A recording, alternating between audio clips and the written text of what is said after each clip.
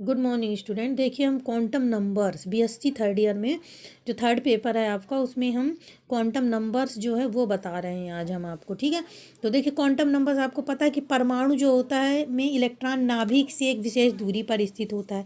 जैसे एक परमाणु है और ये इसका नाभिक है, यहाँ से यहाँ तक की जो दूरी होती है एक विशेष दूरी कहलाती है।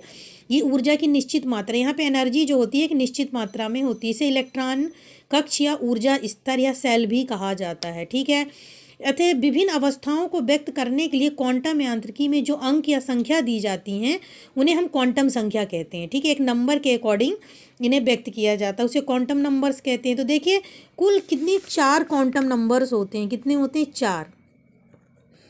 4 क्वांटम नंबर्स होते हैं। पहला जैसा होता है प्रिंसिपल क्वांटम नंबर्स, ठीक है, या मुख्य क्वांटम नंबर,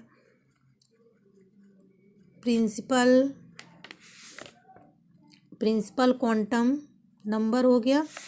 दूसरा जो हो गया उसको कहते हैं अपन एजीमुथल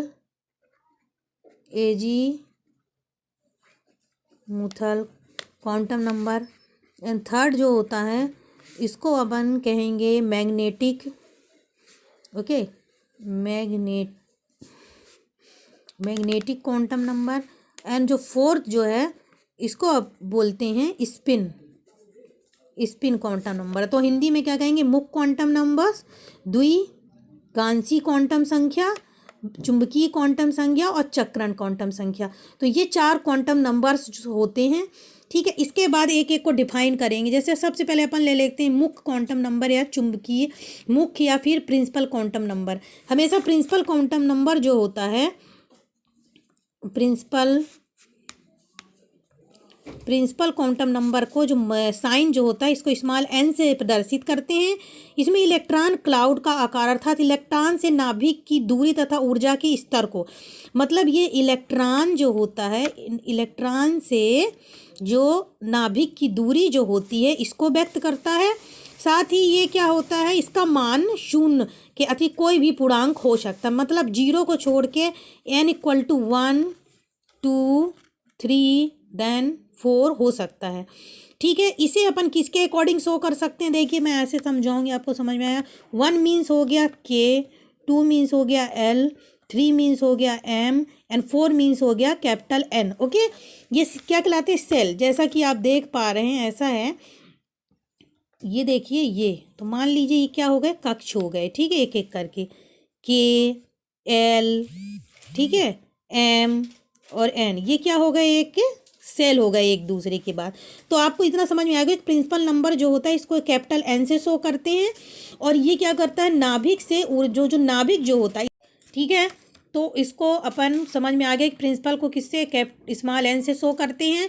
और ये क्या कहते हैं? नाभिक से इलेक्ट्रॉन तक की दूरी बताती है और इसे 1 2 3 4 K L M N से प्रदर्शित करते हैं। ठीक है, तो इतना समझ में आया। इन क्वांटम संख्याओं में अधिकतम संख्याएं जो होती हैं 2n2 से ज्ञात की जा सकती हैं। किससे?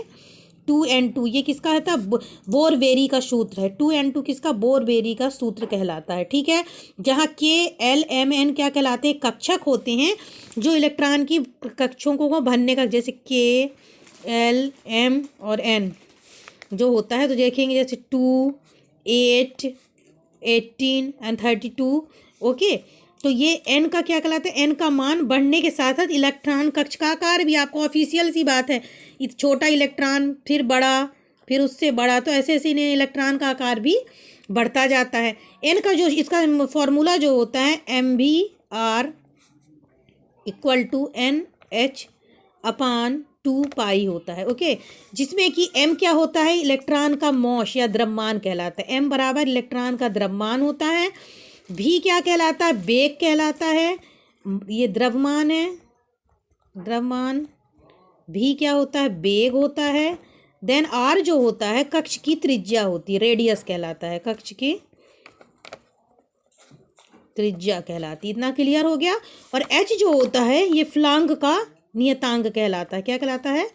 फ्लांक का नियतांक कहलाता है। ठीक है, तो इतना क्लियर होगा। ये मैं किसके बारे में बताई हूँ आपको, मुख्य क्वांटम संख्या या जिसे हम प्रिंसिपल क्वांटम नंबर कहते हैं उसके बारे में बताया है मैंने। इसमें आपको समझ में आ गया होगा कि इसको एन से शो करते हैं और ये क्या करती है, इलेक्ट्रॉन से नाभिक की दूरी बताती है। इसको KLMN से शो किया जाता है। ओके, ये जैसे जैसे इलेक्ट्रॉन का मतलब संख्या बढ़ती जाती है और इनका शेप भी बढ़ता जाता है। MV पाई इक्वल टू क्या हो गया, N/H 2 पाई, इसका क्या होता है, फार्मूला कहलाता है। तो MVR बराबर MVR, तो R क्या हो गया, रेडियस हो गया, V क्या हो गया, वेग हो, और M क्या हो गया, इसका मॉस हो गया। अब देखते हैं अपन क्या सेकंड मैंने क्या बताया था, एजीमुथल या द्विगांशी क्वांटम नंबर,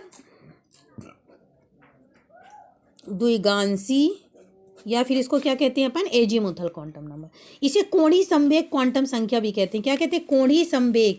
इसे L से प्रकट, इसका साइन क्या होता है, स्मॉल l होता है। ओके, इसे कक्षक के आकार पर कोणीय संवेग ज्ञात, मतलब जो कक्षक का आकार होता है तो उसमें जो कोणीय संवेग का मान ज्ञात होता है। ठीक है, कि गोलाकार है कि मीन सीधा सिंपल है कि जैसे S गोलाकार होता है, फिर P डंबल शेप होता है, फिर D डबल डंबल शेप हो गया। तो ये क्या बताता है, कोणीय संवेग आकार या फिर एक प्रकार का साइड आकार बताएगा सीधा ही, है ना, जिसको कोणीय संवेग कहते हैं। ठीक, n में किसी भी मान के लिए l बराबर का मान क्या होगा, 0 होता है। तो n के l बराबर क्या होता है, इसमें 0 होता है। n -1 के बीच हमेशा बराबर होता है। तो आपको ये याद करना पड़ेगा कि जैसे देखेंगे n बराबर 1 है तो मीन्स इसका मान L प्रकट कर हो रहा है। ठीक है, इसी प्रकार n बराबर 2 है तो इसका मान क्या हो जाएगा, 2। तो मतलब L में 2 हो सकते हैं। कितने हो सकते हैं, L 2। इसी प्रकार n बराबर 3 है तो L कितने हो सकते हैं, इसमें L का मान क्या होगा, 3 होगा। तो सीधा सिंपल है कि L इक्वल टू 0, कोई उपकोष नहीं होता है। L equal to 0 then 2 and P, यानी कि क्या हो जाएगा, इसमें 2 उपकोष आ सकते हैं। इसके बाद L इक्वल टू क्या है, इसमें 0 है, 1 2 और 3, मतलब SPD हो सकता है। देन इसी प्रकार N इक्वल टू 4 होता है, यानी कि L का मान कितना होगा, यहाँ पे 4 होगा। Means L equal to 0 then 1 2 3 4, यानी कि SPD देन F तक इसमें उपकोष हो। N मुख्य ऊर्जा होता है। ठीक है, तो ये आपको समझ में आ गया होगा। द्विगांशी का मतलब क्या होता है, इसे L से शो करते हैं। ये कोणीय संवेग जो SP और D होते हैं या गोलाकार डंबल आकार के होते हैं उनको प्रकट करता है। तो n बराबर हमेशा इसमें L 0 होता है। n इक्वल टू 2 बराबर क्या होता है, 2 मान होते हैं। n इक्वल टू यदि 3 दिया है तो इसके 3 मान होंगे और n इक्वल टू 4 है यानी इसके 4 मान होंगे। तो ये मीन्स समझ में आ रहा हो कि जैसे S उपकोष के लिए L बराबर क्या होता है, 0, यानी कि मतलब 2 में कितने अधिकतम आए, S में कितने अधिकतम इलेक्ट्रॉन आएंगे, 2। P बराबर क्या होता है, P बराबर हमने क्या, L बराबर 1 है, यानी अधिकतम कितने हो जाएंगे, इसमें 3 इलेक्ट्रॉन आ जाएगा, 6 इलेक्ट्रॉन आ जाएगा। इसी प्रकार N इक्वल टू 3 है, मीन्स अधिकतम इसमें कितने, 14 इलेक्ट्रॉन तक आ सकते हैं। तो S उपकोष के लिए अधिकतम जो इलेक्ट्रॉनों के कक्षक जो होते हैं उपकोषकों के लिए इसका मान ये अपन बता सकते हैं। जैसे कि for example L equal to क्या है, 0 है और अधिकतम इलेक्ट्रॉन देखेंगे यहाँ पे कितने हो सकते हैं, अधिकतम इलेक्ट्रॉन कितना हो सकता है, देखेंगे आप यहाँ पे 2 है, फिर 2 इंटू 0 है प्लस 1 है, इक्वल टू क्या आ जाएगा, 2 आ जाएगा। ये आप देख रहे हैं ना, 2 इंटू 0 L क्या है, क्योंकि इसमें S के लिए L क्या मान होता है, 1 होता है। ठीक है, N बराबर तो 0 और S के लिए 0 मान होगा। इसी प्रकार P के लिए कितना मान होता है इसका, देखेंगे आप P के लिए, देखिए P के लिए क्या होगा, P इक्वल टू 1 होता है। P इक्वल टू अधिकतम, P इक्वल टू 1 किसका, L में मान कितना हो गया, 1 हो गया। और अधिकतम इलेक्ट्रॉन क्या हो जाएगा, 2 इंटू 1 प्लस 1 इक्वल टू क्या हो जाएगा, 6। ठीक है, 2 2 जा 4 और इसमें ये क्या कर देंगे, प्लस हो जाएगा तो क्या हो जाएगा, ये बिकॉज इंटू प्लस तो क्या हो जाएगा, 6 हो जाएगा। ठीक है, तो P का मान कितना होता है, L के लिए 1 होता है। इसी प्रकार D का मान क्या होता है, DL इक्वल टू कितना होता है, 2 होता है। इसी प्रकार एफ के लिए एल का मान क्या होता है, 3 होता है। तो आप इसको समझिए, डी का है तो डी के लिए क्या करोगे, 2 इंटू 2 प्लस 1 इक्वल टू 10, 2 जा हो जाएगा। ठीक है, तो ये आप इस तरह आप इसको आराम से समझ सकते हैं। तो ये मैंने क्या बताया, आपको द्विगांसी क्वांटम नंबर या एजीमुथल क्वांटम नंबर के बारे में बताया। मैंने आपको थर्ड बताया मैग्नेटिक क्वांटम नंबर या चुंबकीय क्वांटम संख्या। ओके, इसे हम मैग्नेटिक जो चुंबकीय क्वांटम नंबर जो होता है, चुंबकीय क्वांटम संख्या जो होता है, इसको अपन किससे शो करते हैं, स्मॉल m से प्रकट करते हैं। ये कक्षा संख्याओं का, ये क्या होता है, ऑर्बिटल्स की संख्या का ज्ञान होता है। इससे क्या पता चलता है अपन, कक्षकों की संख्या। और इसमें स्पेक्ट्रमी रेखाएं जो उत्सर्जित होती हैं और चुंबकीय क्षेत्रों के बीच रखा जाता है, तो इनकी रेखाएं अपनी घटक जो रेखाएं जो होती हैं उसमें विभक्त हो जाती हैं। इसकी उपस्थिति से क्वांटम संख्या ज्ञात की जा सकती है। तो उपकोषों में क्या, कक्षकों की संख्या के बारे में पता करती है। मैग्नेटिक जो होती है उपकोषों में कक्षकों की संख्या के बारे में पता कर, चुंबकीय नौका बताया। फिर तो आप इसमें देखेंगे कि m का मान l पर निर्भर करता है, तो इसका मान -l से प्रारंभ होकर 0 तक जाता है। मतलब कैसे देखेंगे आप, m इक्वल टू जैसे l है तो क्या होगा, -l देन 0 फिर +l, ऐसा अपन इसको प्रेजेंट कर सकते हैं। तो l इक्वल टू 0 है तो m इक्वल टू 0 होगा। ओके, l इक्वल टू 1 है तो m इक्वल टू क्या हो जाएगा, इसमें दो प्रकार से शो करना पड़ेगा अपन को, +1 0 और -1। इसी प्रकार l इक्वल टू 2 है तो m इक्वल टू क्या करोगे, इसको आप +2 +1 देन 0 फिर -2 -1। ओके, तो क्या होता है कि l इक्वल टू 0 है तो m केवल एक ही, m का केवल एक ही मान होगा। तो इससे ये पता चलता है कि s उपकोष में केवल एक ही ऑर्बिटल आएगा, यानी जो s है उसमें केवल एक ऑर्बिटल ही आएगा, या ऑर्बिटल हो सकता है ना, हो सकता है। और इसी प्रकार p है तो p देखिए, p में x, p y and p z होता है। ओके, तो इसमें 3 आएंगे। तो ये क्या 3 ऑर्बिटलों के होता है। तो ये क्या आपको मैंने बताया कि ये क्या बताता है, इनके ऑर्बिटलों के भर की, मतलब कितने ऑर्बिटल इसमें आ सकते हैं, चुंबकीय क्वांटम संख्या, जिसे हम स्मॉल m से शो करते हैं।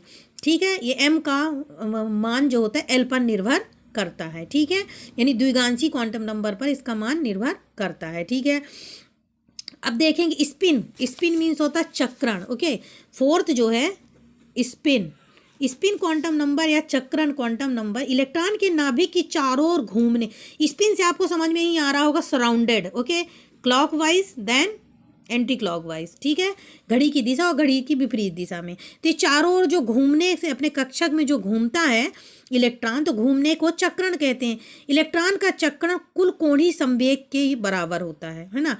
तो योगदान क्वांटीकरण कहलाता है। तो हमेशा याद रखेंगे कि जो चक्रण जो होता है तो उसमें s के 2 संभव मान हो, तो चक्रण कैसा, +1/2 एंड -1/2। ओके, यानी कि क्लॉकवाइज तीर देन एंटी क्लॉकवाइज, जो मैंने आपको बताया कि तीर की एक ऊपर की तरफ मुख रहेगा और एक नीचे की तरफ मुंह रहेगा। तो ये क्या बताता है, क्लॉकवाइज और एंटी क्लॉकवाइज चक्रण या क्वांटम नंबर को शो करता है। ठीक है, इसका जो फार्मूला जो होता है आप देखेंगे, MVR यानी मुख्य क्वांटम नंबर लिया था 1/2 ओके, S+1, ये इसका क्या होता है, मान होता है। तो इसको स्पिन या चक्रण क्वांटम नंबर भी कहते हैं। इसे एस से शो करते हैं। ये क्या करता है, कुल कोणीय संवेग का योग, अर्थात ये उसकी ऊर्जा का योगदान है और ये क्वांटम संख्या प्राप्त होती है। इसे चक्रण क्वांटम संख्या कहते हैं। इसे एस से प्रदर्शित करते हैं। ये जो अपनी कक्षा में इलेक्ट्रॉन घूमता है उसे ही हम ये कहते हैं। इसे तीर की दिशा और तीर की विपरीत दिशा के द्वारा व्यक्त किया जाता है। तो आज जो मैंने आपको वीडियो में बताया है वो क्वांटम नंबर्स बताए हैं, वो चारों क्वांटम नंबर्स आप अच्छे से कर लें। ये आपके पेपर वाइज बहुत ही इंपॉर्टेंट है। नेक्स्ट वीडियो में आपको बताऊंगी क्वांटीकरण क्या कहलाता है, व्हाट इज अ क्वांटीकरण। श्याम वस्तु की जो ऊर्जा जो होती है उसे हम क्वांटीकृत होती है। श्याम वस्तु जो होती हैं या जो ब्लैक वस्तुएं हैं या काली वस्तुओं में ऊर्जा क्वांटीकृत होती। ऊर्जा का अवशोषण या उत्सर्जन केवल ऊर्जा का क्वांटीकरण कहलाता है, जिसे होल नंबर मल्टीप्लाई क्वांटम भी कहते हैं। ठीक है, तो ये क्वांटीकरण कहलाता है। ओके।